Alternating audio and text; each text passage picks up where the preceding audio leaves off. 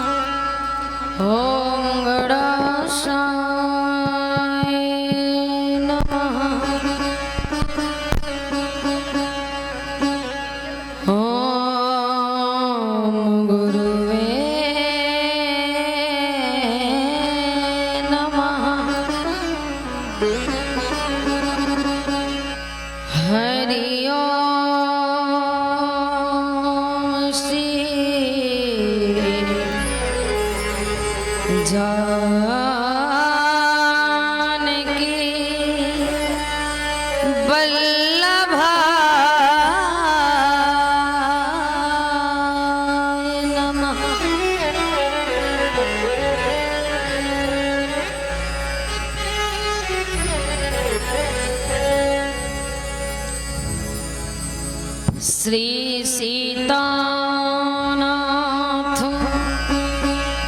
समारंभा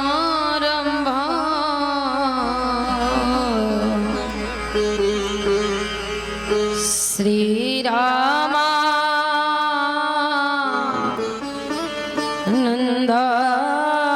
रामानंदाचार्य मध्यमा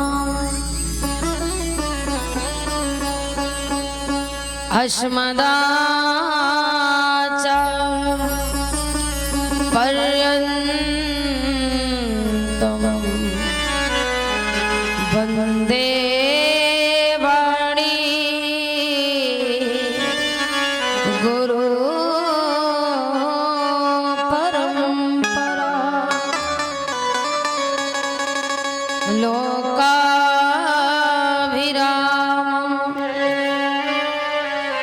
रणरंगधीरं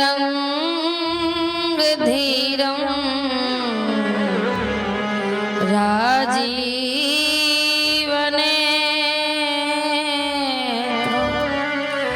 रघुवंशनाथं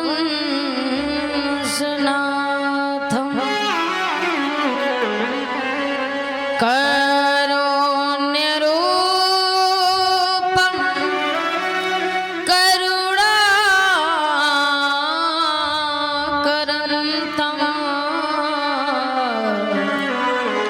श्री रामचंद्र शरणं प्रपद्ये वंशी विभूषितकरः नवनीरदाभात्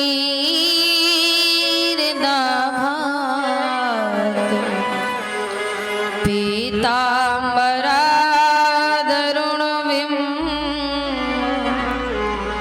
फलाधरोष्ठात्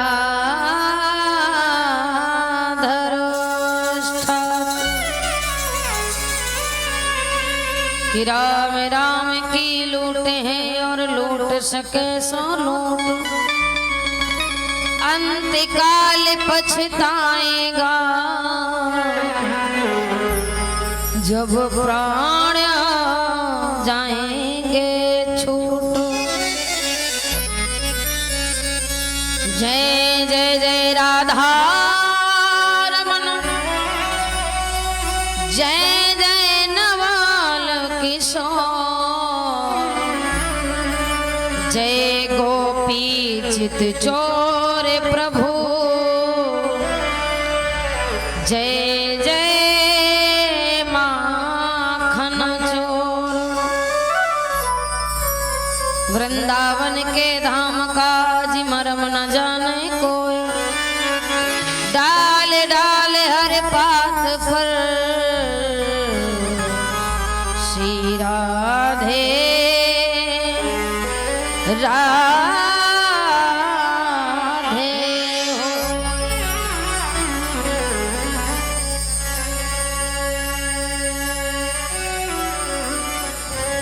कि बहुत गई थोड़ी रही नारायण अब चेत, काल चिड़ैया चुग रही तेरो निश दिना आयो खे। कि दीन दयाल सुनी जब से तब से मन मेरे में ऐसी बसी है, मैंने और को नाम त्याग दिया, प्रभु तुमसे मिलन की आस लगी है। कि तुम बिन नाथी दशा वो है, जैसे जल जाल में मीन फंसी है, और ऐसी करो जम लाज रहे, न तुम्हारी हंसी ना हमारी हंसी।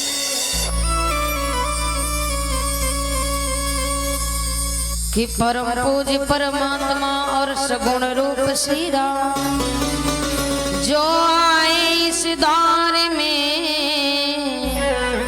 सबको जय श्री राम।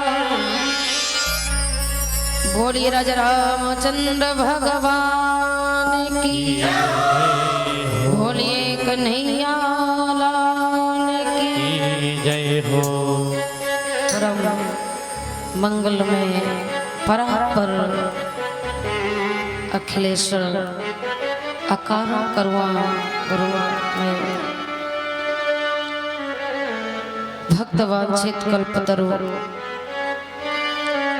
जगत जनता पालन करता राजाधिराज सच्चिदानंद स्वरूप परात्पर परिपूर्ण ब्रह्म परमात्मा भगवान श्री श्याम सुंदर के चरणों में कोट कोट प्रणाम।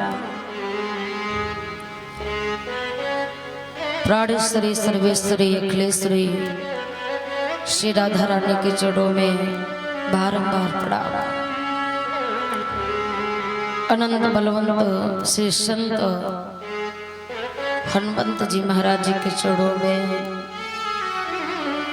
दंडवत प्रणाम। भूतनाथ भोले बाबा के पावन चरणों में कोटि कोट प्रणाम। परम वेद वैरागी परमहंस श्री सुखदेव जी भगवान जी के चरणों में बारंबार प्रणाम। प्रभु श्री सीताराम जी के चरणों में कोटि कोट प्रणाम। संत समाज के चरणों में कोट कोट बारंबार प्रणाम। बोलिए सच्चे दरबार की जय हो।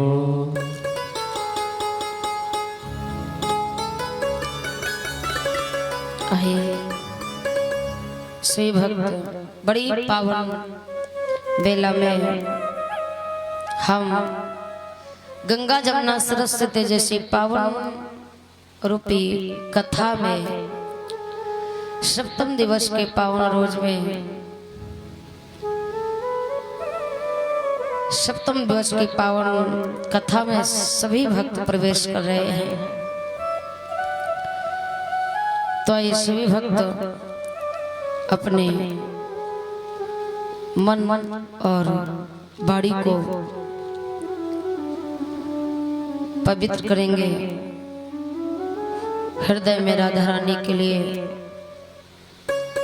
तो शब्द आनंद के साथ में गाते गुनगुनाते भगवान योगी राज कृष्ण के चरणों में श्री भक्त राधा रानी से निवेदन करेंगे।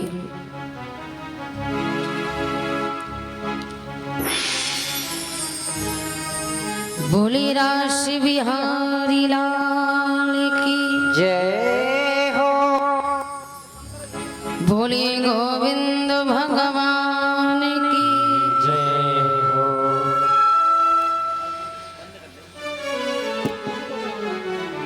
आइए सभी भक्त कहेंगे, तेरा किसने किया श्रृंगार सारे। आइए तालियों को जाते हुए दुल्हनों को दोहराते हैं।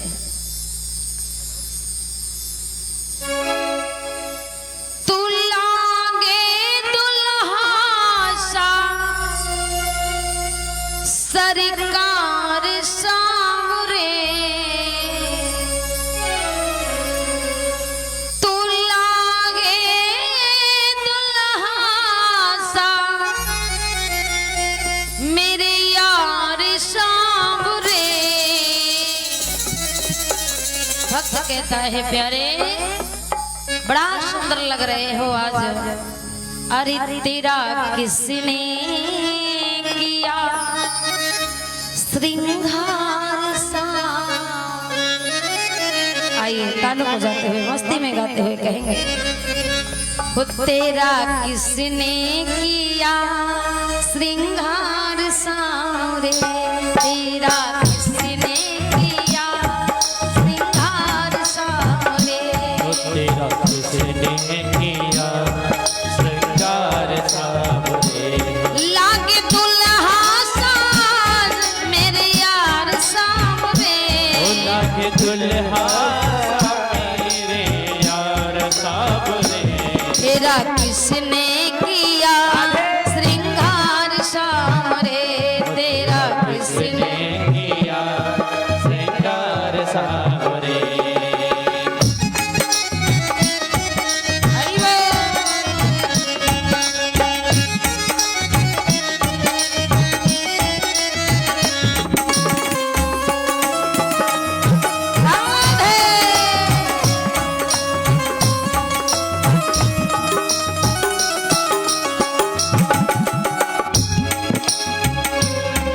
अरे मस्तक पर मलिया गिरी चंदन केसर तिलक लगाया।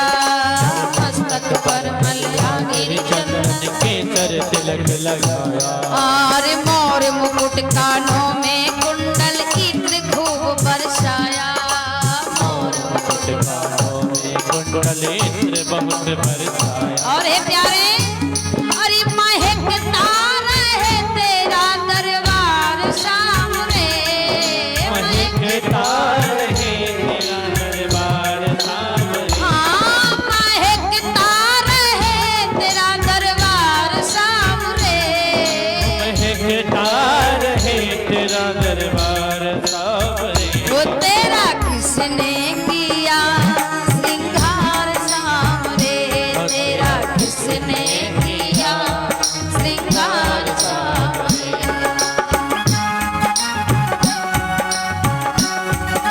हरि बोल।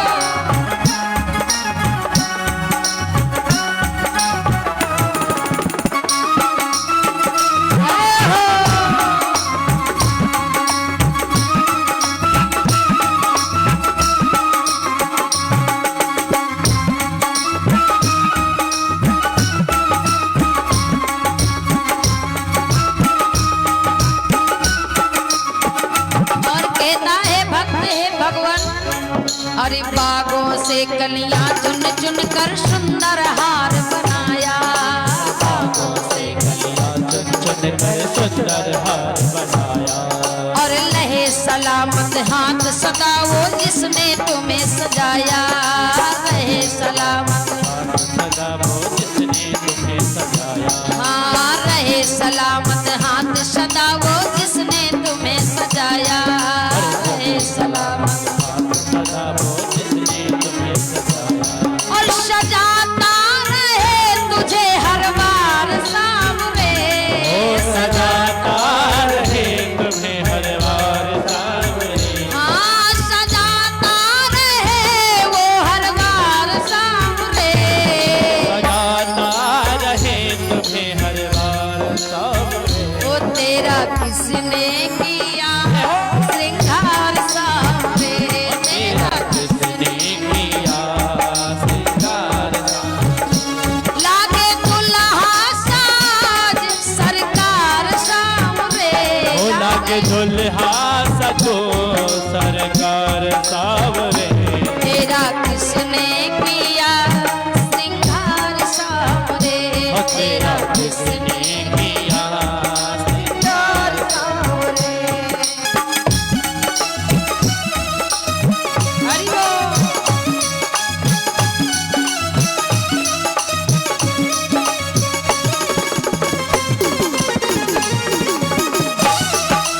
जय हो।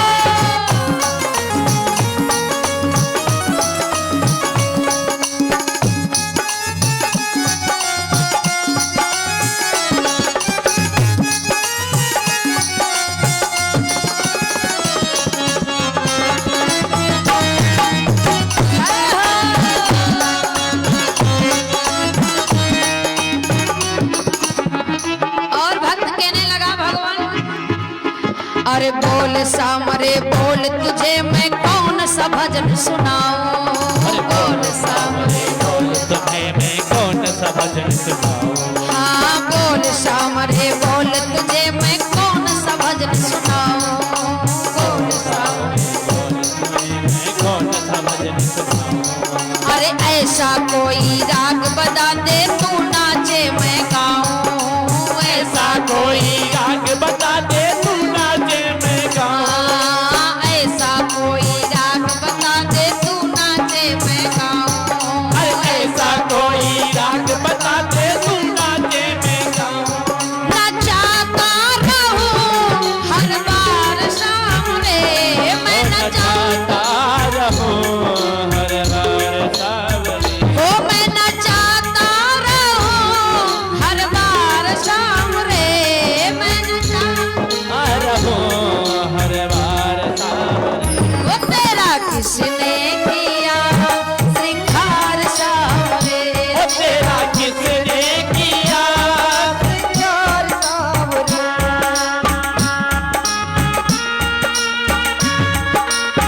जय हो।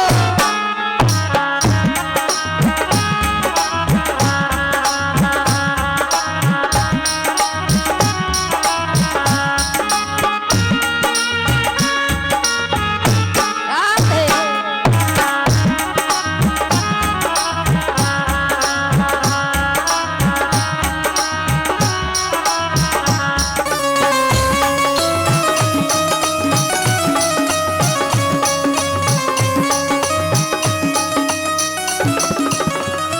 लागे दुल्हा सनू दिलदार शाम रे। ओ लगे दुल्हा सतो दिलदार सावरे। लागे दुल्हा सनू मेरा यार शाम रे। ओ लगे दुल्हा सतो मेरा यार सावरे। वो तेरा किसने किया श्रृंगार सावरे। तेरा किसने किया श्रृंगार सावरे। तेरा किसने किया श्रृंगार सावरे। ओ तेरा किसने किया श्रृंगार सावरे। तेरा किसने किया श्रृंगार सावरे। ओ तेरा किसने किया श्रृंगार सावरे। तेरा किसने किया श्रृंगार सावरे। तेरा किसने किया श्रृंगार सावरे। लागे दुल्हा सतो दिलदार सावरे। और तेरा किसने किया श्रृंगार सावरे। बोले बाके बिहारी लाल की की जय हो। उपस्थित कथा प्रेमियों, देविया देवताओं के स्वरूप में आई हुई माता शक्ति सीता सावित्री अनसुईया गार्गी के समान इस धराधाम पर अवतार धारण करने वाली हमारी माताएं बहनें एवं पिता तक बुजुर्ग सम्मान सत्कार करने योग्य सदैव बुजुर्ग और प्रेम करने वाले प्यारे प्यारे बच्चे, आज जैसा कि सभी भक्तों को विदित है, मालूम है कि भगवान की पावन और अमृत रसमयी पावन चर्चा को चलते हुए आज धीरे धीरे कथा का कौन सा दिन आ गया हमारा? सप्तम दिवस की पावन बेला। समय धीरे धीरे आज कथा का आ गया, विराम का दिवस आ गया, क्योंकि कथा कभी खत्म नहीं होती। हरि अनंत हरि कथा अनंता। इसे जितना सुना जाए और जितना सुनाया जाए उतना कम है प्यारे। और राम कथे दो, मैंने प्रथम दिन बताया था कि हमारे जीवन में दो चीजें हैं। कौन कौन? एक कथा और दूसरी वृथा। दो चीजें हैं। कथा और प्रथा में फर्क क्या है प्यारे? जिसे सुनकर के कभी मन ना भरे वो कौन है? कथा। और जिसे सुनकर के मन भर जाए वो है हमारे जीवन की वृथा। हम किसी की बात को एक बार सुन लेंगे, दो बार सुनेंगे, पर बार बार वो बात सुनेंगे तो अच्छी नहीं लगेगी, फिर उस व्यक्ति से हम दूर रहने लग जाएंगे। उदाहरण, हमारे घर में न्यूज़पेपर आता है और उसे हम जिस दिन का होता उसी दिन पढ़ते हैं। अब दूसरे दिन अगर हमसे कहा जाए कि वो न्यूज़पेपर फिर पढ़ो तो नहीं पढ़ेंगे। क्यों? क्योंकि इसको पढ़ चुके हैं, पढ़ करके मन भर गया है। तो वो क्या है? वो हमारे जीवन की वृथा है, बहुत जल्दी मन भर जाता है। अब कथा वो है प्यारे, जो जितनी भी सुनो कभी मन नहीं भरने वाला। जितना सुनो, जितना सुनोगे उतना कम है। ये हमारे प्यारे की कथा है। तो ये पावन कथा सुनने का हमें सौभाग्य प्रदान होता है।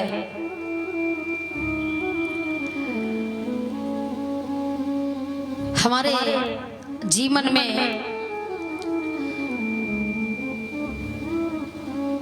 हर वक्त जानते सभी हैं कि संसार में कुछ हमारा नहीं है, सब कुछ व्यर्थ है, बेकार है। लेकिन ये बात दिमाग में आती कब है? अच्छा महाराज ये बताइए, हमारे जीवन में वैराग्य कब आता है? सभी जानते हैं कि हमारा कुछ नहीं, पर हमारे जीवन में वैराग्य कब उमड़ता है? जानते हैं कब? जब हम किसी के मर जाने के बाद शमशान घाट जाते हैं और शमशान घाट में जब धू धू करके वो व्यक्ति जलने लगता है, तब हमारे दिमाग में बहुत फूट फूट वैराग्य निकलता है। क्यों? क्योंकि वाकई में एक दूसरे से बड़ा सुंदर बतलाएंगे, भैया संसार में कुछ नहीं है, देखो आया चला गया, सब कुछ धरा रह गया, अब आज के बाद हम भी कुछ बुरा नहीं करेंगे। बहुत वैराग्य मरता है भैया। उस समय ऐसा लगेगा कि अब यहाँ से जाने के बाद सब सीधे संत ही हो जाएंगे, इतना वैराग्य फूटता है। अब महाराज वो मिट्टी में आग लगी नहीं कि वो मिट्टी बनी नहीं, वहां से कुछ कदम आगे बढ़े और जहां खाया कुछ नाश्ता सितुआ पानी, पेट में कुछ गया नहीं कि वैराग्य खत्म। फिर वही दिमाग में आ जाता है कि घर में ये करना है, वो करना है, इससे ये लेना है, अपना ये देना है, फिर वैराग्य खत्म हो जाता है। फिर वही दिमाग झंझट में पड़ जाता है। और जब तक जिएंगे तब तक एक बात और कहेंगे, क्या? कि अगर हम ना होते तो तुम्हारा क्या होता?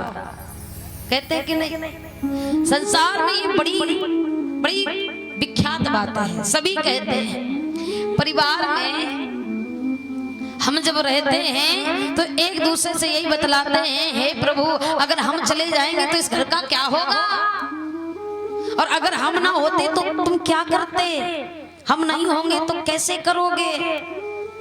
अरे प्यारे, तुम्हारे जैसे ना जाने कितने आए और ना जाने कितने चले गए। कुछ नहीं किसी का बिगड़ा, ना कुछ रुकने वाला है, कुछ नहीं किसी का रुकता।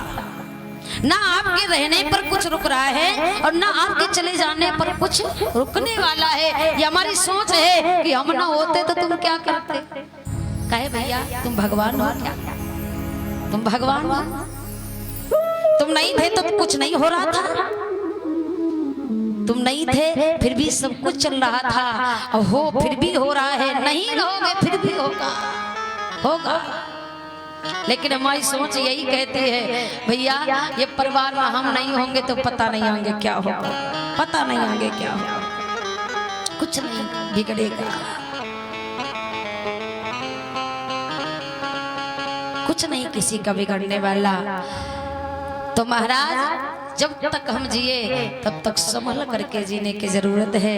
हम अपने आप को साधारण इंसान ही समझ लें, बस इतनी ही कृपा बनाए रखो। भगवान बनने की कोशिश ना करो,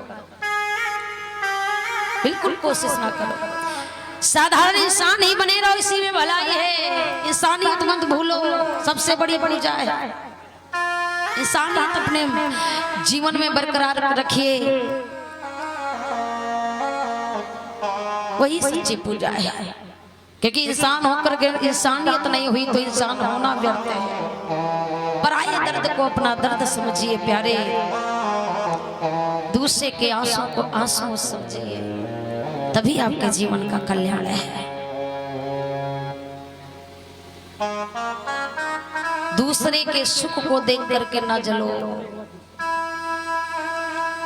दूसरे के धन को देख करके मत जलो, यही सबसे बड़ी पूजा है। तो भैया ये हमारा जीवन क्षण भंगुर का जीवन है। पता नहीं वो समय कब आए कब चला जाए। कि क्षण भंगुर जीवन की कलिका, कल प्राप्ति को जाने खिली न खिली। मलया कल की सुच शीतल मंद, और सुगंध समीर मिली ना मिली। कि कलिकाल कुठार लिए फिरता, और तन नम्र से चोट झिली न झिली। और जपले हरि नाम हरि रसना, फिर अंत समय में हिली ना। पता नहीं वो अंत समय में ये हमारी जिह्वा राम शब्द कह पाएगी या नहीं। वो ऐसी स्थिति ना आ जाए जो कुछ कहने के लायक ना बचो प्यारे। जिस समय आपसे कहा जाएगा कि राम कहो, कह नहीं पाओगे। कब तक? जब तक भगवान की कृपा नहीं होगी तब तक। विचार करिए, दुनिया में बहुत सौभाग्यवान व्यक्ति वो होते हैं जिनके मरते समय भगवान का नाम निकल आए, वरना जैसे कर्म करोगे वैसे ही फल मिलेगा। लेकिन हम सब क्या कहते हैं, अगर इस जन्म में क्या धरा है, अगले जन्म में, अगले जन्म में कुछ नहीं रखा, अगले जन्म में कुछ नहीं रखा। क्यों? क्योंकि जो करोगे यहीं भोग करके जाओगे। जब तक भोगोगे नहीं तब तक प्राण नहीं निकलने वाला, नहीं निकलते।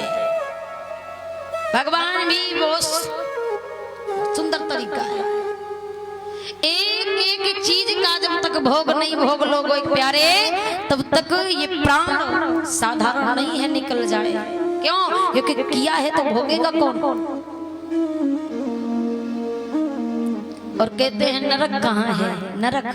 नरक कहीं और नहीं है। जिनका शरीर समर्थ हो जाता है, एक एक महीने एक जगह पड़े रहते हैं, देख सकते हैं पर कुछ कर नहीं सकते। यही क्या है? घोर नरक है, सत्य घोर नरक है। चाहते समय देख सब रहे हैं पर कुछ कर नहीं सकते। दूसरे के सहारे हैं, किसी ने उठा दिया तो उठ गए, लिटा दिया तो लेट गए। ये नरक ही तो है। अच्छे कर्म किए होते चलते फिरते चले जाते। विचार करिए, ये डर रखिए हमारे अपने जीवन में कि कभी हमसे कोई गलत कार्य ना हो, क्योंकि हमें अंत समय ये भोगना पड़ेगा। और उस समय भगवान से रात दिन यही प्रार्थना करते हैं, प्यारे कितनी जल्दी प्राण निकले, प्राण निकले, प्राण निकले, पर नहीं निकले। जब तक पूरी सांसें नहीं हो जाएंगी तब तक प्राण निकलने वाले नहीं हैं। और जब ऐसी स्थिति हो जाए प्यारे, तो जीवन में प्रयास करिए कि इतना तो करना स्वामी। एक निवेदन भगवान से सदैव रखिए कि हे प्रभु, ज्यादा कृपा नहीं चाहिए, बस इतनी कृपा बनाए रखना कि जब मेरे प्राण निकले तो मुख से आपका नाम निकल जाए। कि इतना तो करना स्वामी, जब प्राण तन से निकले। और गोविंद नाम लेकर मेरे प्राण तन से निकले। और कहना कि श्री यमुना जी का तट हो और श्री बंसी बट साबट हो, और मेरा सामुरा निकट हो, जब प्राण तन से निकले। इतना तो करना स्वामी, जब प्राण तन से। प्यारे, बिना भगवान के नाम के बिना ये जीवन चाहे कितना अच्छा हो पर बेकार है। जिस प्रकार हमारे जीवन के लिए खाने पीने रहने की जरूरत पड़ती है, उसी प्रकार इस जीवन के लिए राम नाम रूपी धन की बड़ी आवश्यकता है, बहुत बड़ी आवश्यकता है।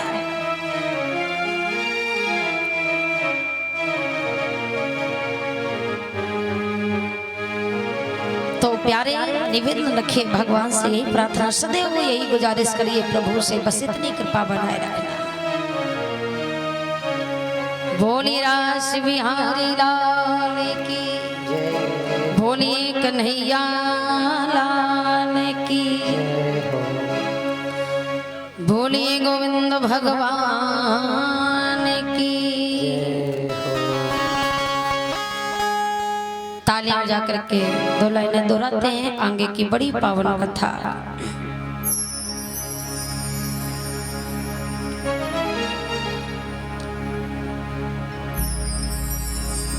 बोली गोविंद भगवान की जय हो।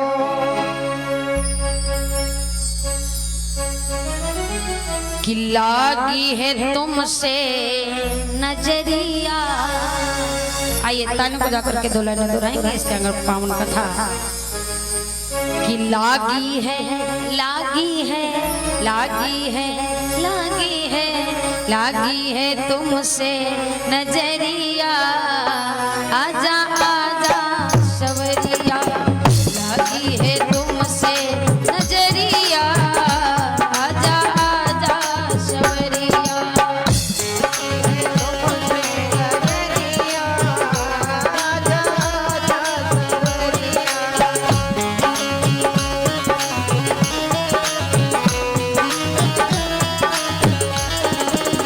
हो आजा आजा सवरिया,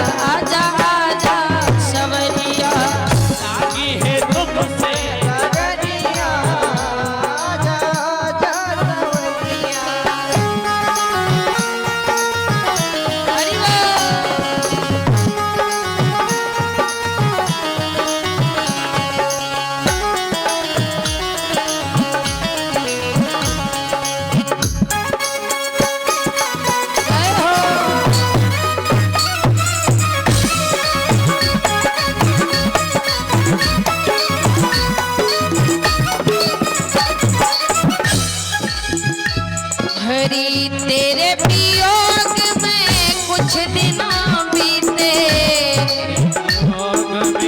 कुछ भी ना तेरे वियोग में कुछ दिन बीते, वियोग में कुछ भी ना अंधेरा गई है नजरिया, अंधेरा गई है नजरिया, आजा आजा शवरिया।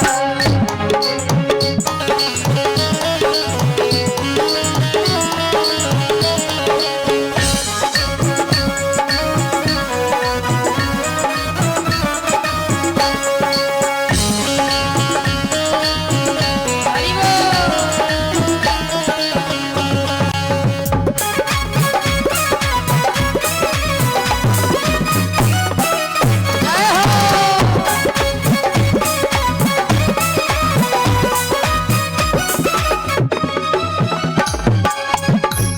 अरे तेरे बिना हमें कुछ ना सुहाए, बिना मुझे कुछ ना सुहाए, हे तेरी याद मुझे पल पल सताए, याद मुझे पल पल सताए।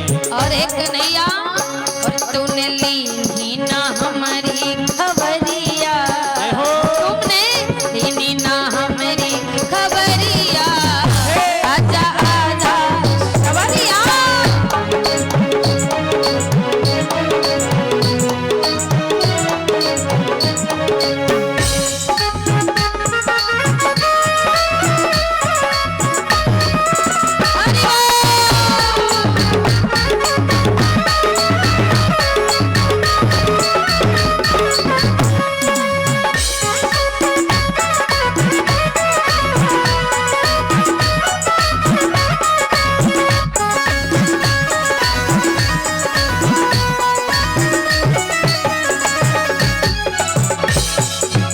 हाँ प्रभु हम तुमको निश दिन पुकारे, हम तुमको निश दिन पुकारे, अरे आजा प्रभु मेरे प्राणों से प्यारे, आजा प्रभु मेरे प्राणों से प्यारे।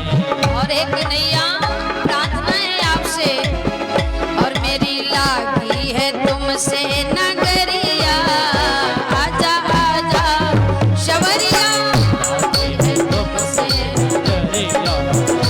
आजा आजा सवरिया, लागी है तुमसे नजरिया, आजा आजा शवरिया।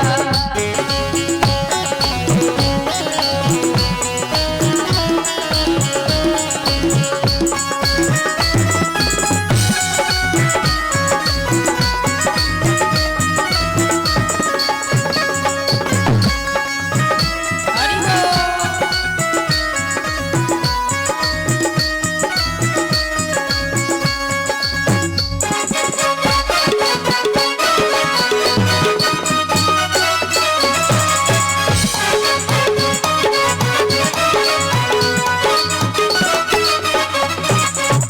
ओ आजा आजा सवरिया, आजा आजा सवरिया, आजा आजा सवरिया, आजा आजा सवरिया, हाँ लगी है तुमसे नजरिया, आजा आजा सवरिया, लागी है तुमसे नजरिया, ओ आजा आजा सवरिया, लगी है तुमसे नजरिया, आजा आजा सवरिया, लागी है तुमसे नजरिया, ओ आजा आजा सवरिया, लगी है तुमसे नजरिया, आजा आजा सवरिया, लागी है तुमसे नजरिया, ओ आजा आजा सवरिया, आजा आजा सवरिया, आजा आजा सवरिया, आजा सवरिया,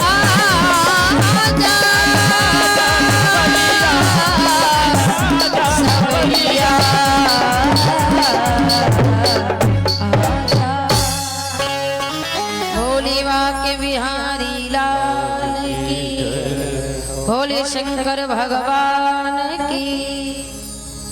तो महाराज कल की पावन मेला में बड़ी सुंदर कथा आप लोगों ने श्रवण की। परीक्षित महाराज क्या सुना कल की कथा में?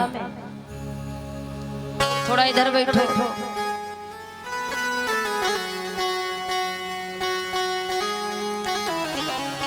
आज और बता दो कल की कथा कहाँ सुनी थी?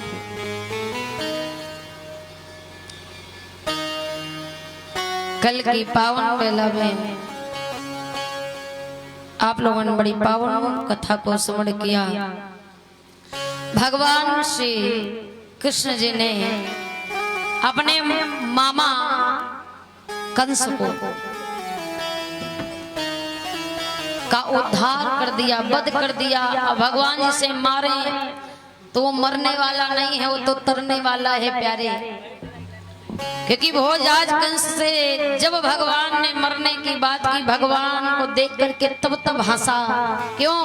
क्योंकि प्यारे इसी समय के लिए वर्षों से इंतजार कर रहा था, बहुत दिनों के बाद आप आए हो।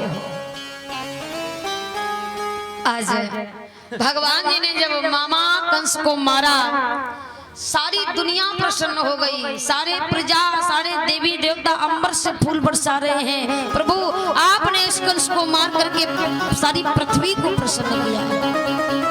क्यों? क्योंकि इसके अत्याचारों से हम सभी दुखी थे और सभी सुखी हो गए। महाराज, जमाने में अच्छाई कम देखी जाती है, बुराई ज्यादा देखी जाती है। व्यक्ति के अंदर चाहे जितनी अच्छाई भरी हो, अच्छाई पर कोई गौर नहीं करेगा, पर एक बुराई अगर हो गई तो वो सारी अच्छाई पर भारी पड़ जाएगी। जीवन भर आप अच्छाई करो और मर के चले जाओ, फिर भी जमाना यही कहेगा भैया सब कुछ तो ठीक था, पर वो था बहुत बुरा। यानी जमाना ये इतना बुरा है कि मरने के बाद भी कहने में चुकने वाला नहीं, कहता फिर भी। तो प्रयास करते रहिएगा कि जीवन में हमसे कोई बुराई ना हो पाए। अब वैसे भी ये मनुष्य गलती का पुतला है जो अक्सर हो ही जाती है। तो भोजराज कंस का वध किया, सारी पृथ्वी को सुखी किया। और जब मामा कंस का मर्दन हो गया, मार दिया भगवान ने, अब मामियां आई हैं भगवान की। कौन मामियां हैं? अस्थि और प्राप्ति आई रुदन करने लगी। कृष्ण ये बताओ, मैं जानती हूँ कि मेरा पति दुराचारी था, पर हे कृष्ण मेरे पति को आपने मार दिया, इसमें उसका दोष था, पर मेरा कहां पर क्यों दोष हुआ जो मैं इस संसार में अकेली हो गई? मेरा क्या दोष था? मामी यूं ने जब ये बात भगवान से कही, कृष्ण मेरा क्या दोष था जो आपने मुझे संसार में अकेला कर दिया? इतनी बड़ी जिंदगी बिना पति के कैसे जी? अब भगवान कहते हैं मामी देखो, मैं किसी को नहीं मारता। भाई मैं क्यों मारूं? मामा को मैंने नहीं मारा, मामा के कर्मों ने मामा को मार डाला। मामा ऐसे कर्म ना करते तो मेरी क्या औकात थी मारने की?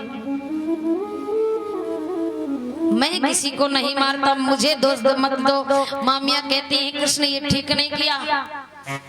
आपको मालूम नहीं है इस दुनिया में मैं अकेली कैसे रहूंगी, कैसे जीऊंगी? क्योंकि पत्नी के लिए पति ही जीवन साथी होता है प्यारे। इतना बड़ा जीवन मैं अकेले कैसे गुजारूंगी? मामियां कहती हैं, कृष्ण रो करके सुनाने लगी, हे श्याम आपने क्या कर दिया मेरे साथ? आपको मालूम नहीं है कि मेरे लिए मेरे जीवन में पति ही दुख है और पति ही सुख है और पति ही है आधार। जीवन के जीने का आधार पति है। बिना पति के पत्नी कैसे जीती है ये तो वही जानती होगी जिसका पति नहीं होगा। एक जीवन छोटा है पर इतना बड़ा पहाड़ जैसा लगता है बिना पति के जीना। कि पति बिना जीना है बेकार, पति बिना जीना है बेकार।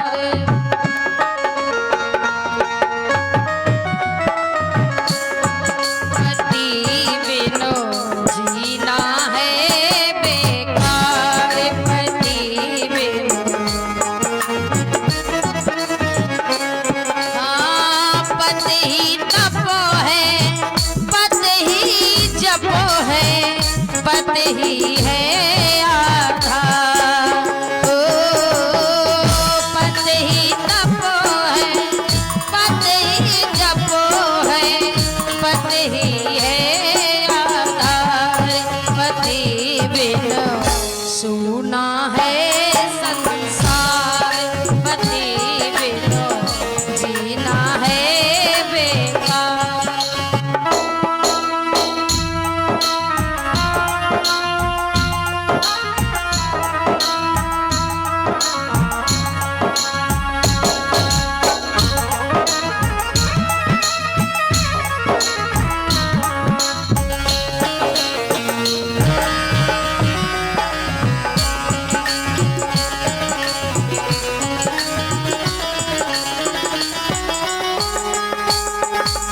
बहुत समझाया, रुदन करने लगी। भगवान ने कहा, मैया मामिया, मैं किसी को नहीं मारता, मैंने नहीं मारा, मैं क्यों मारूं?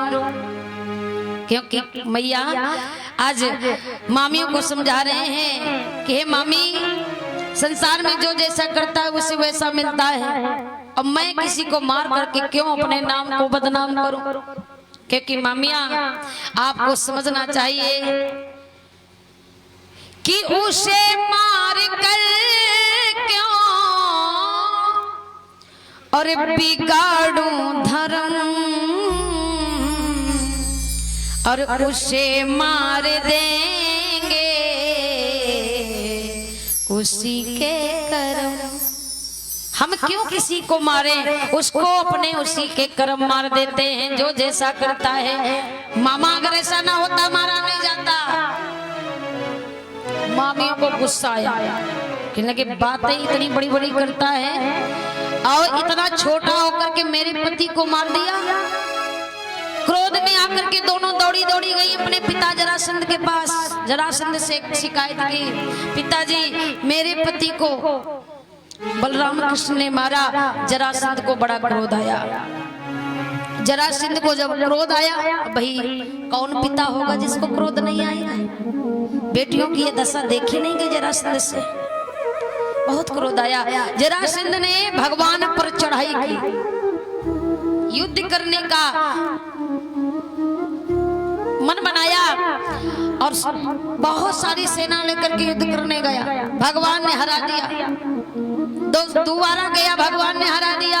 एक दो बार नहीं प्यारे, जरासंध ने भगवान से युद्ध करने के लिए 17 बार चढ़ाई की। 17 बार फिर भी जीत नहीं पाया। भगवान से कौन जीत सकता है? जीत नहीं पाया। और जब स्वयं नहीं जीत पाया तो 18वीं बार जरासंध ने कालेवन का सहारा लिया। कालेवन, क्योंकि कालेवन के पास एक शक्ति है कि कालेवन के सामने जो भी युद्ध करने आता है, सामने वाले की आधी शक्ति कालेवन के पास आ जाती है, 2 गुनी हो जाती है। तो कालेवन से कोई जीत नहीं सकता। भगवान ने कहा, 18वीं बार जब ये पहुंचा, भगवान ने विचार किया वैसे फिर आया होगा जैसे 17 बार आया। और जब रणभूमि में जाकर के देखा तो सामने कालेवन था। भगवान ने कहा, इसके आगे हमारे नहीं चलेंगे। क्यों? क्योंकि अगर इसके सामने जाऊंगा मेरी तो शक्तियां इसके पास चली जाएंगी, 2 गुनी हो जाएंगी। वैसे भगवान ही लीला कर रहे हैं। वैसे भगवान से कोई जीत सकता है क्या? नहीं जीत सकता। ये लीला कर रहे हैं। भगवान ये दुनिया को समझा रहे हैं कि भैया भक्त के आगे अच्छे अच्छे झुके हैं, हमारी क्या औकात है। भगवान भी उस कालेवन के सामने, उस भक्त के सामने ठहर नहीं पाए, ठहर नहीं पाए। अब वहां से जाना ही उचित समझा। भगवान उस रण को छोड़ करके भागे तो भगवान का एक नाम पड़ गया। बोलिए रण छोड़ भगवान की जय हो। भागे, पीछे पीछे कालेवन भागा।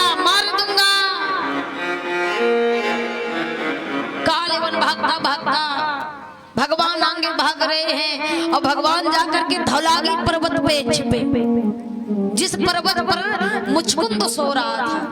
और मुचकुंद को भगवान का वरदान था। त्रेता युग में मुचकुंद ने भगवान प्रभु राम की बड़ी सहायता की। थक गया था, भगवान ने कहा मुचकुंद कुछ मांग लो।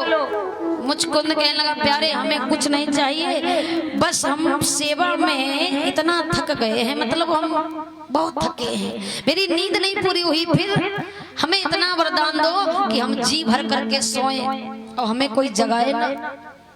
भगवान ने कहा जरूर। धौलागी पर्वत में सोया। भगवान ने कहा देखो जी भर करके सोना, तुम्हें कोई जगाएगा नहीं, और जो भी तुम्हें जगा देगा और जिसको तुम पहली निगाहों से देख लोगे वही जल करके राख हो जाएगा।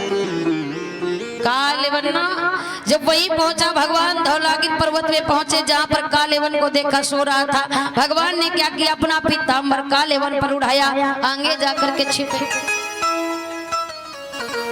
मुचकुंद पर उठाया। अब कालेवन पीछे से जब गया तो विचार कर रहा है ये पीताम्बर तो कृष्ण जी का है, इसका मतलब हमसे छिपा और यहाँ पर आ गया। अब पीताम्बर को सिर्फ पहचाना पर ये नहीं जान पाया इसके अंदर कौन सो रहा है।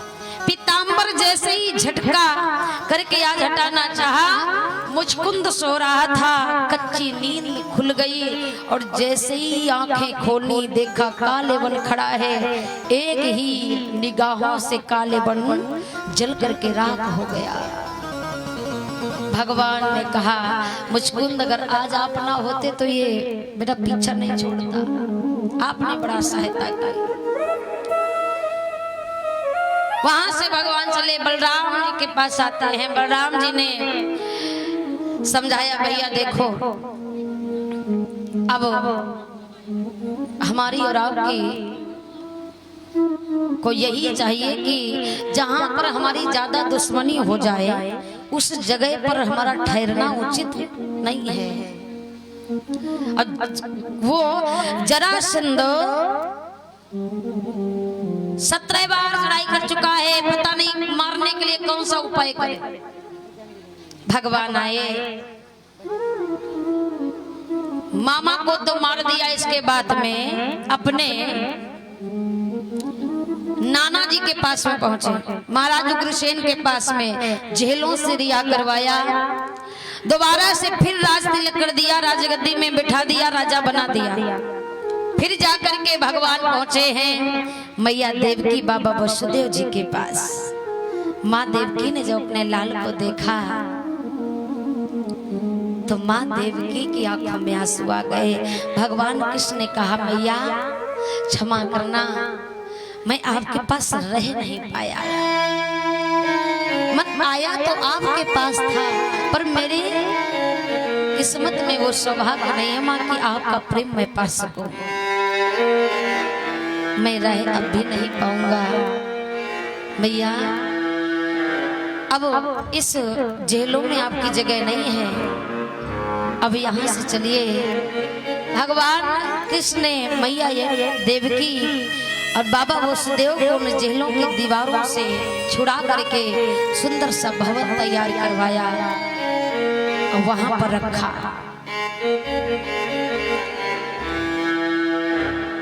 इसके बाद में बलराम जी ने कहा कृष्ण अब यहाँ पर रहना ठीक नहीं है, जरासंध कभी भी किसी समय पर हमला कर सकता है, तो आओ कहीं और चलते हैं। भगवान ने उसी समय योग माया को आदेश दिया, विश्वकर्मा जी के द्वारा समुद्र में एक सुंदर सी नगरी का निर्माण करवाया।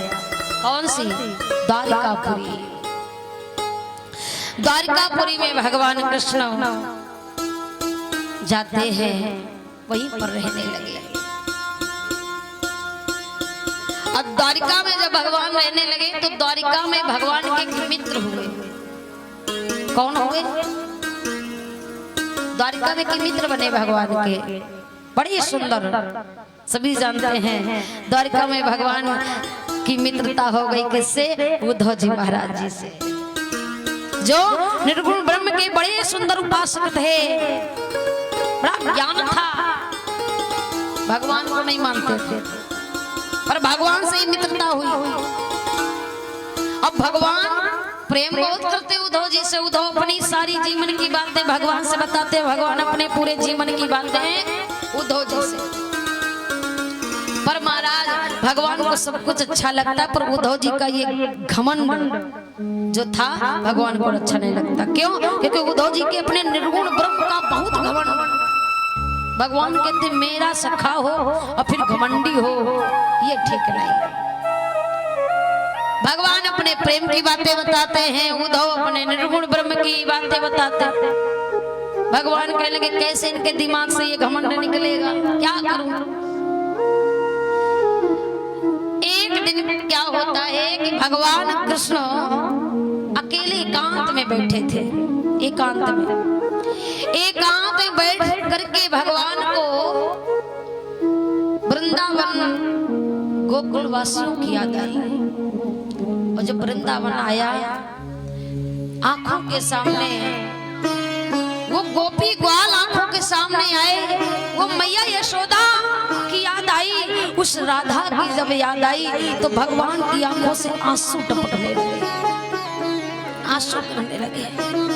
अब भगवान जब रोने लगे, उद्धव जी ने भगवान की आंखों में आंसू देखे, प्रश्न किया प्रभु आपकी आंखों में कभी मैंने आंसू नहीं देखे, आज ऐसा क्या हो गया जो आपकी आंखों में आंसू।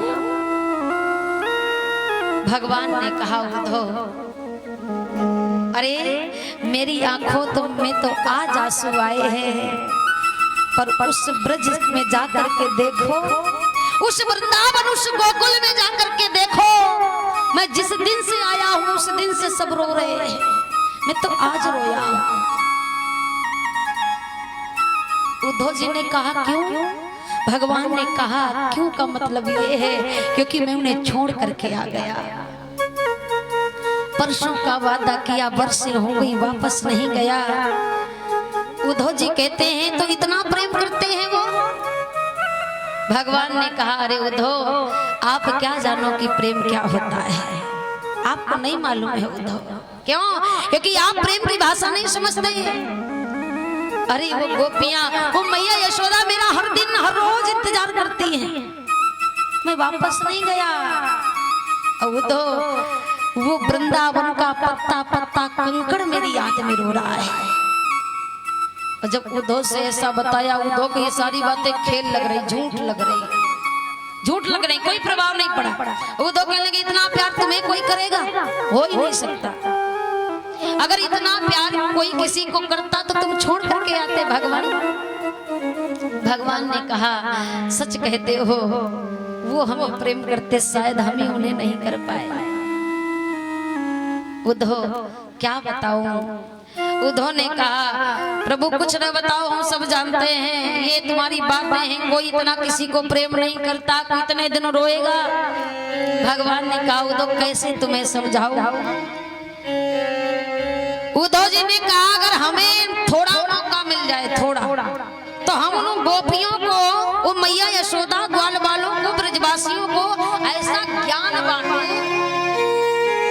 ज्ञान बांटूं कि तेरी याद तो दूर रहा, याद करना तेरी चेहरे को भी वो भूल जाएगी। और जैसे इतना कहा, भगवान कहने लगे बहुत सुंदर मौका है। उद्धव को इतना घमंड अपने ज्ञान का। भगवान ने कहा उद्धव ऐसा कर दोगे? अरे अगर ऐसा कर दिया आपने तो बहुत सुंदर बात है। मैं स्वयं चाहता हूँ गोपियां मेरी याद ना करें, वो मैया यशोदा मेरी याद करके माँ ना रोए, ऐसा कर दोगे? उद्धव कहने लगे कदापि प्रभु।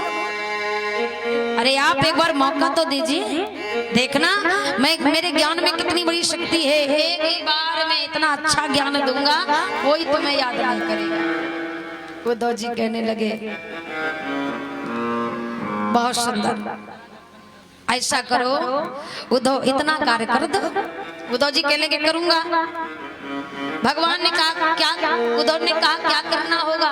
भगवान ने कहा जाओ जाओ वृंदावन जाओ। अब वृंदावन जा करके उन वृंदावन वासियों को समझाओ, मैया यशोदा को इतना अच्छा ज्ञान दो, कभी मेरी याद ना करें, कभी रोए ना, उन गोपियों को समझाना। और जैसे इतना कहा उद्धव तैयार हो गए। उद्धव कहने लगे तो फिर चलो। भगवान ने कहा ऐसे जाओगे कोई नहीं पूछेगा, पूछना दूर रहा, कोई देखेगा नहीं। उद्धव कहने लगे क्यों? भगवान ने कहा वहां प्रेम की पूजा होती है, ज्ञान की पूजा नहीं होती। और जैसे ये कहा उद्धव कहने लगे तो फिर कैसे जाओ? भगवान ने कहा जाते हो मेरे वस्त्र पहनो, मेरा मुकुट लगाओ, मेरा रथ लो, सब कुछ मेरा पहन करके जाओ, फिर देखो तुम्हें क्या सम्मान मिलता है, क्या प्रेम मिलता है। उद्धव कहने लगे अच्छा चलो कोई बात नहीं। उद्धव को भगवान ने अपने वस्त्रों को दिया, अपना ही मुकुट लगाया और अपना ही रथ दिया। उद्धव जी चलते हैं। भगवान जब उद्धव जी चलने लगे तो भगवान उद्धव जी ने कहा भगवान जी से कि प्रभु कुछ संदेशा कुछ कहना। उद्धव जी कहते हैं ये बात भगवान कृष्ण ने कहा उद्धव छोटा सा एक पत्र लिए जाओ, क्योंकि अगर शब्द भूल गए तो क्या बताओगे। पहली बात प्रयास करना कि तुम्हारा ज्ञान उनके ऊपर असर कर जाए, और जब ना कुछ चले तब ये बातें कहना। उद्धव जी कहने ठीक है। और महाराज भगवान एक पत्र लिख रहे हैं उन गोपियों के लिए, मैया यशोदा के लिए, बाबा नंद के लिए। अब पत्र में कुछ शब्द लिखे हैं। कौन कौन?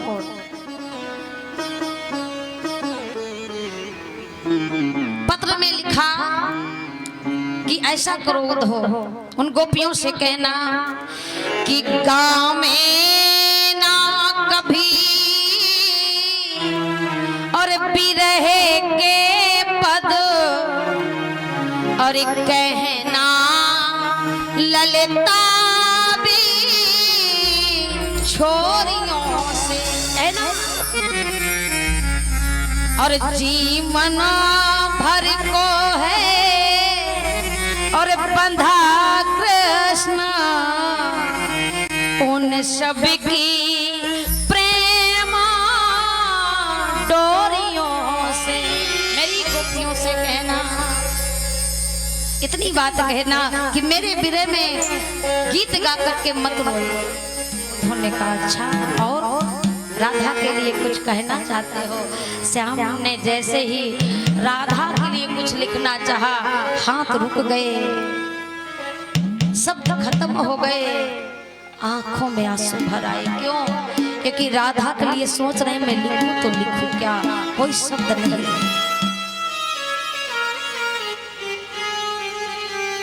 राधा के लिए श्याम सुंदर कुछ नहीं लिख पाए और कहते हैं कि राधे से कहना याद तुम्हें, अरे मन ही मन किया बिहारी और कहने की बेरा जब आई तो कुछ न कहा गिरधारी, कुछ नहीं कह पाया। आंसू बहने लगे।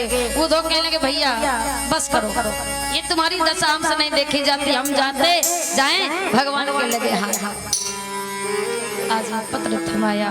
उद्धव जी चले हैं। उद्धव जी जा रहे हैं तो बहुत घमंड है कि हम अपने ज्ञान को बांटेंगे, जाकर हमारा ज्ञान असर करेगा। घमंड को लेकर के चले उद्धव। और जब उद्धव धीरे धीरे पहुंचे कहाँ? वृंदावन के पावन स्थल पर। तो महाराज क्या होता है, जैसे जैसे वृंदावन नजदीक आता जा रहा है, गोकुल आ रहा है, वैसे वृंदावन का हर पत्ता पत्ता भगवान की याद कर रहा है, हर कंकड़ रो रहा है। ये जब दृश्य देखा उद्धव जी कह रहे हैं अरे मैं तो झूठ समझता था, यहाँ तो हर कंकड़ भगवान की विरह में पागल है। जैसे जैसे आगे बढ़ते वैसे वैसे विरह का नजारा देखने को मिल रहा है। उद्धव आगे बढ़ते ही जा रहे हैं। उद्धव जैसे ही गोकुल पहुंचते हैं, आज विचार कर रहे हैं कैसे किससे पूछूं मैया यशोदा का घर कौन है। पर महाराज इधर वो गोपियां जिस दिन से भगवान मथुरा गए, उस दिन से जिस जगह से विदा किया था उसी जगह पर प्रतिदिन आती है। कोई ऐसा दिन नहीं जाता जिस दिन वहां बैठ करके भगवान के आने का इंतजार ना करती हूँ। हर दिन बैठ करके इंतजार करती है। आज भी आई, आज भी आई। ललिता समझाती है, विशाखा कहती है राधा अरे तू बावली है, वो जितना देखने में करिया है ना उतना मन का भी काला है। वो नहीं आने वाला, वो नहीं आएगा। और जैसे इतना समय भगवान की याद करके राधा कहती नहीं मेरा श्याम ऐसा कर ही नहीं सकता, आएगा आएगा। पूर्ण विश्वास है राधा जी को कि मेरा कन्हैया आएगा। सब गोपियां समझाती हैं पर राधा के समझ में कोई बात नहीं आती, कोई बात नहीं आ रही है।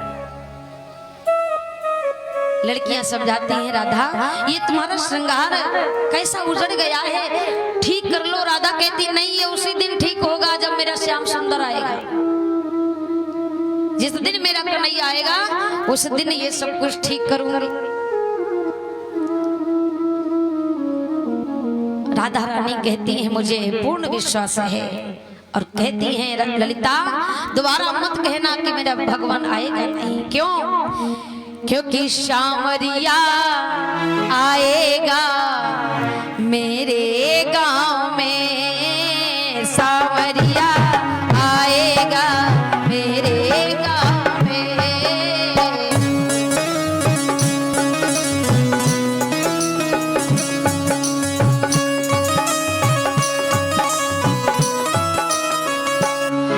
और सज के संवर के, और सज के संवर के पहनूंगी तब पायल पाँव में, सावरिया आएगा मेरे गाँव में, सावरिया आएगा मेरे गाँव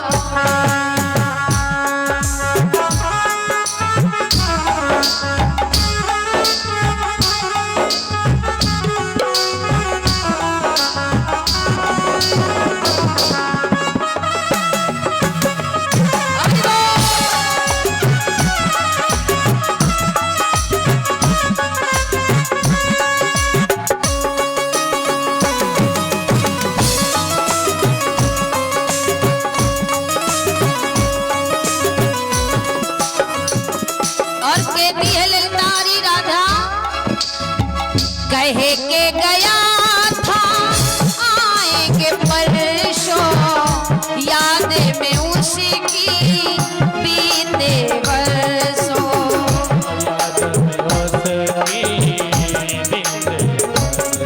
हाँ कहे के गया था आएंगे परसों, याद में उसी की बीते बरसों।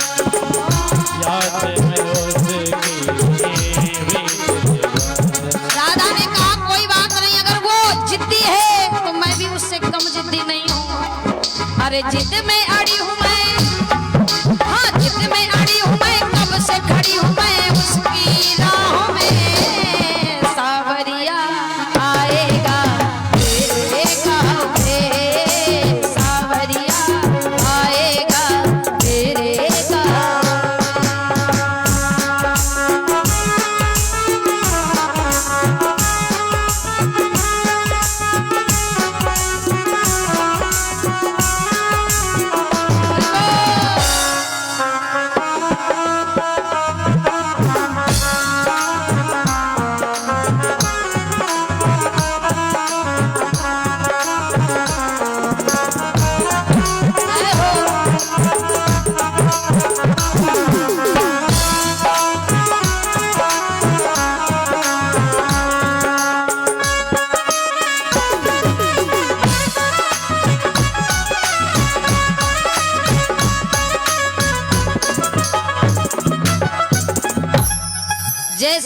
कहा कि मेरा श्यामरा आएगा आएगा।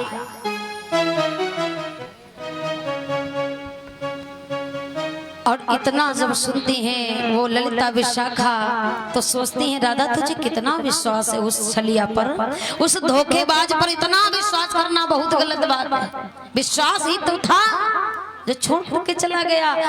राधा कहती मेरे श्याम को ऐसा मत कहो, वो आएगा।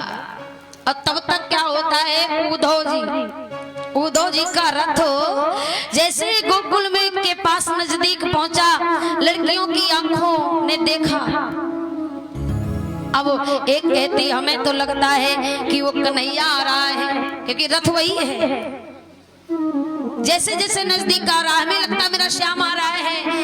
इतनी खुश हो गई वो गोपियां, राधा इतनी प्रसन्न है कि मेरा श्याम आ गया।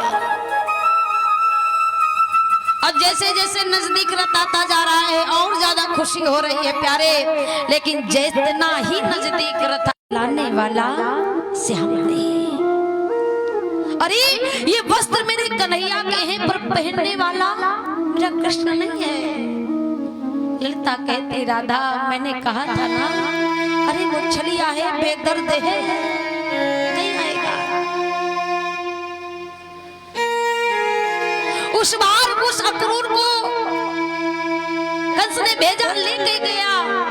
अब की बार फिर कुछ ऐसा आ रहा है, अब की बार क्या लेने कोई आ रहा है। ये मुकुट तो मेरे कृष्ण का है पर पहनने वाला मेरा श्याम है। वो लड़कियां उतनी ही उदास हो गई। उद्धव नजदीक आते हैं। उद्धव ने विचार किया किससे पूछूं मैया यशोदा का घर कहाँ है। अब सब कुछ देख करके गोपियां ये समझ गई कि कुछ भी हो पर ये कोई भी हो पर ये सब कुछ मेरे श्याम का है। इसका मतलब है कि मेरे कृष्ण के पास से आ रहा है। गोपियों ने घेर लिया, कौन हो तुम? उद्धव जी ने कहा मैं उद्धव हूं। क्यों आए हो?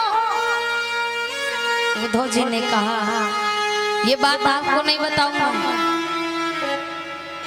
हमें पहले ये बताओ कि मैया यशोदा का घर कहाँ है। सर्वप्रथम ये शब्द उद्धव जी ने पूछा। कहा मुझे बताओ मैया यशोदा का घर कहाँ है, किधर है, जाना है। और जैसे इतना पूछा गोपियों की आंखों में आंसू भर आए। कहने लगे उद्धव अरे किसी और घर को पूछते तो बताने में बहुत कठिन था, पर मैया यशोदा तक पहुंचना बहुत सरल है प्यारे। क्यों? उद्धव कहने लगे समझ में नहीं आता, ठीक से बताओ मैया यशोदा का घर कहाँ है। वो लड़कियां कहने लगी उद्धव अरे कैसे पागल जैसी बातें कर रहे हैं, बहुत सीधा, कहीं ज्यादा दूर जाने की जरूरत नहीं। क्यों? वो गोपियों ने कहा उद्धव ये जल की जो धारा देख रहे हो ना, बस इसी धारा के इशारे पर चले जाना और जहां से ये धारा बंद हो जाए समझ लेना वही मैया यशोदा का घर है। उद्धव ने कहा क्यों? इस धारा से मैया यशोदा का क्या संपर्क? गोपियों ने कहा उद्धव अरे जिस दिन से वो कृष्ण गया मैया यशोदा हर दिन रोती है, इतना रोती है, इतना रोई है कि उसकी आंसुओं की ये नाली बह चुकी है, उसकी आंसुओं की नाली बह रही है। कहीं भटक नहीं सकते उद्धव, सीधे चले जाओ। आज उद्धव के पीछे पीछे गोपियां जा रही हैं। इतना प्रेम देख करके उद्धव का हृदय विचलित हो रहा है। ये कैसा प्रेम है प्यारे, इतना प्रेम कोई कैसे कर सकता है। उद्धव का मन डगमगाने लगा। धीरे धीरे जब मैया यशोदा के पास उद्धव पहुंचे, माँ यशोदा ने जब अपने लाल के वस्त्रों को देखा, वही मुकुट देखा, तो एकदम उद्धव को हृदय से लगा लिया। ये नहीं जाना कि मेरा कृष्ण है या कोई और है। उद्धव ने जो प्रेम आज तक नहीं पाया, वो प्रेम मैया यशोदा के प्रेम से मिला। उद्धव का हृदय विचार कर रहा है, माँ, अरे जो माँ इतना प्रेम करे वो बेटा कैसे छोड़ के गया। अरे कृष्ण कितना बड़ा धोखेबाज निकला। मैया यशोदा कहती है, उद्धव बताओ ना मेरा कृष्ण कैसा, मेरी याद करता है या नहीं कि भूल गया। उद्धव ने कहा, मैया अरे तू भाबली है, वो इतना याद कभी नहीं करता, कभी नहीं रोता जितना तू रोती है। अरे माँ अपने आप को संभाल, उसको इतनी फिक्र होती तो जाता क्यों, और चला ही गया था तो लौट करके आता, इतनी याद वो तेरी नहीं करता। यशोदा कहती है, उद्धव वो याद करे या ना करे पर मैं नहीं भूल सकती, क्योंकि मैंने अपने हाथों से पाला है, मैं कैसे भूल जाऊं। मैया यशोदा ने उद्धव को वही प्रेम दिया जो कृष्ण को देती थी, वैसे ही खिलाया, वैसे ही व्यवहार कर रही है। उद्धव को बड़ा अच्छा लग रहा है। अब गोपियां कहती, उद्धव बहुत देर हो गई, अगर उनके पास से आए हो तो जरूर कुछ संदेशा लाए होंगे, क्या खबर है मेरे श्याम की, जब आए होगे तो मेरे कन्हैया ने मेरे लिए कुछ कहा होगा। कोई कहती मेरे लिए कुछ कहा, लता कहती कुछ तो मेरे लिए जरूर ही कहा होगा। बताओ ना उद्धव, मेरे लिए श्याम सुंदर ने क्या क्या कहा, मेरे लिए कन्हैया ने कौन सी बातें कही, बताओ ना उद्धव। बार बार कह रही, बताओ ना उद्धव, बताओ। भगवान का वो पत्र उद्धव के नजर में बार बार आता है, पर उद्धव छिपा रहे हैं, क्यों, क्योंकि सोच रहे हैं पहले अपना ज्ञान बांटूं, पहले अपना जो ज्ञान है उसे बांटूं, शायद असर कर जाए। उद्धव कहने के लिए सब पागल हो, बाबरी हो, तुम्हें मालूम नहीं, जिसको तुम इतना प्रेम करती हो उसका तो कोई स्वरूप नहीं है, कोई स्वरूप नहीं है। उद्धव ने अपना ज्ञान बांटना शुरू कर दिया, प्यारे, अपना ज्ञान बांटना शुरू कर। उद्धव जी कहते हैं कि बिने बाग चलाई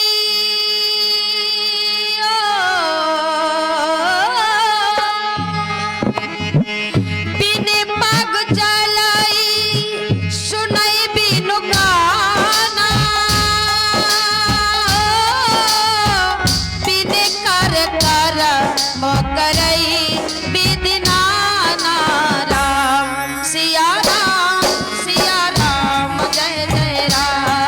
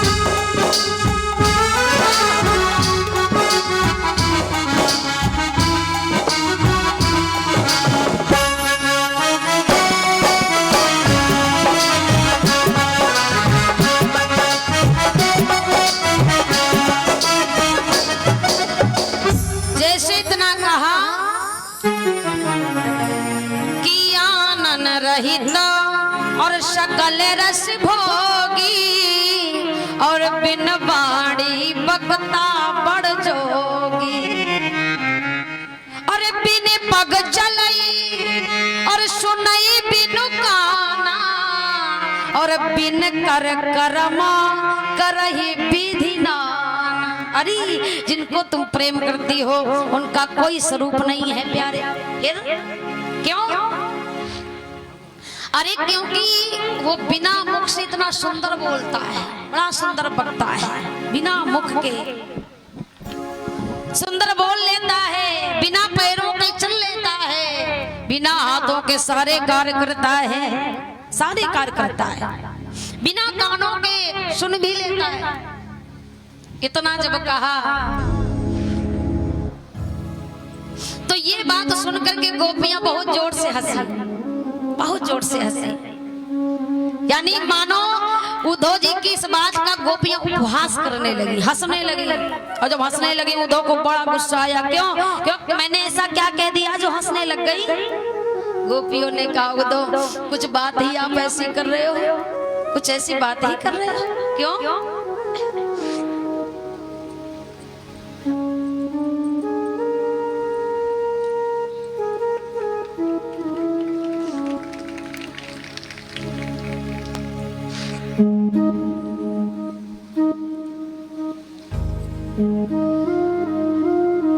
जैसे ये बात कही क्यों हंस रही हो, तो आज महाराज वो गोपियां हंसने से लगी, कहने लगी आप बात ऐसे कर रहे हो, कह रही हो कि इसका कोई स्वरूप नहीं, वो बिन कानों के चलता, बिन हाथों के सारे कार्य करता, बिन कानों के सुन लेता।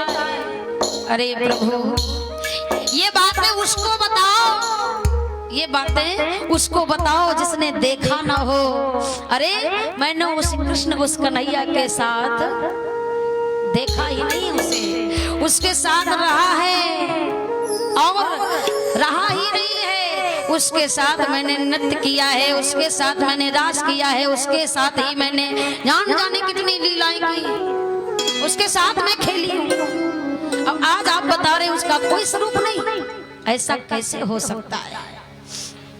और जैसे इतना कहा अब उद्धव जी का दिमाग खुल गया। उद्धव जी गए थे इतना बड़ा घमंड लेके, यानी उद्धव का हृदय जो पूरा घमंड से भरा था, गर्व से।